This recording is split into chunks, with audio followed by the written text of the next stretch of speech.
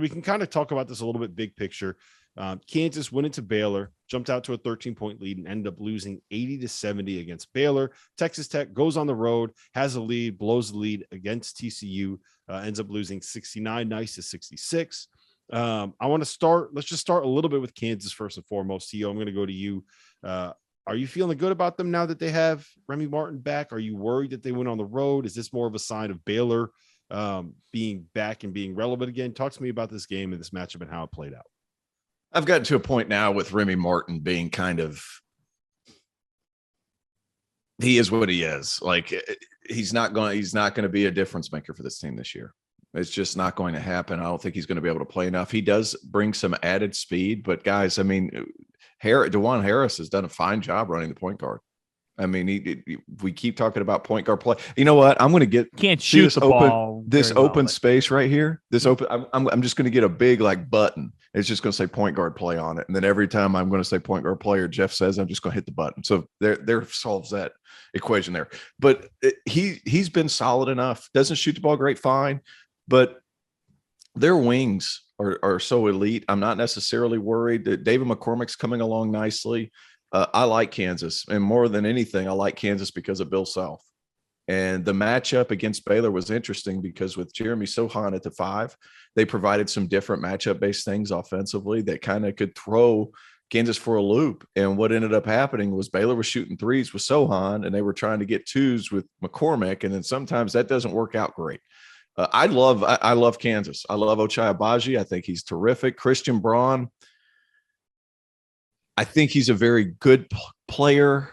I don't know that he's the elite player that people are starting to throw him in the context with. I think he's a very good player. But Ochai Agbaji, he's another guy that could get hot, rattle off 30 for a couple of games in a row and get you to Elite 8. As far as winning a national championship, I don't know that there's enough around him to be able to do that this year in Kansas. Okay, I like both these teams, but on Saturday, Baylor reminded me why I love them. Because when they lock in like they did on Saturday, after a not good start, you fall behind in that game, you're thinking to yourself, oh, man, I mean, maybe Baylor's far from what we thought they were. They answered the bell, guys. They answered the bell. Here's my concern with Kansas before I get back to Baylor. Baylor shot 3 for 14 from beyond the arc. Not saying that three-pointers are their game. But, guys, Baylor shoots 3 for 14, and they scored 80 points. 80 points. Flo Thamba was terrific in this game. I mean, beast mode unleashed. He goes for 18 and 9 on this day. And Jeremy Sohan, I think, like, Rob, you've talked about Sohan's raw potential at the next level, potentially down the road. Sohan's he is a big-time player. And I thought he came off the bench and gave them a great contribution in this game. Baylor, to me, reminded us on Saturday that it doesn't have to be perfect on the perimeter for them to win, that they're just really, really good defensively. And from a rebounding perspective, think about the fact that in this game, James Akinjo and Adam Flagler shoot a combined 7 for 23. They did not shoot the basketball well. Akinjo went 2 for 10.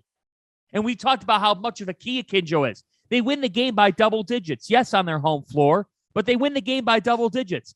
I am I'm putting the stock into Baylor, into the reigning national champions, just because I think that they have more ways that they could skin a cat. Whereas Kansas, to me, the problem with Kansas is that Ochai Agbaji, as good as he is, he's got to take a lot of shots at times.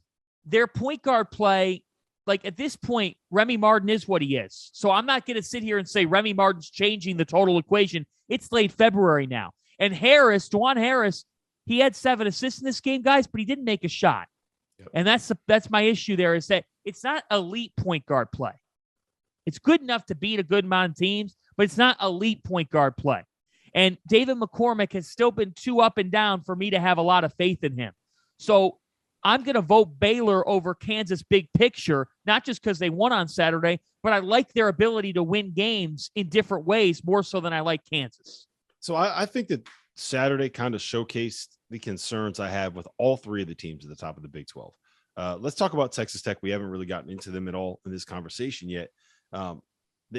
my issues with them and not having a great point guard is something that we've talked about over and over and over again. They don't really have that initiator that you go to at the end of a clock. We saw Davion Warren at one point, right? I think it was with a minute left and they were down by one.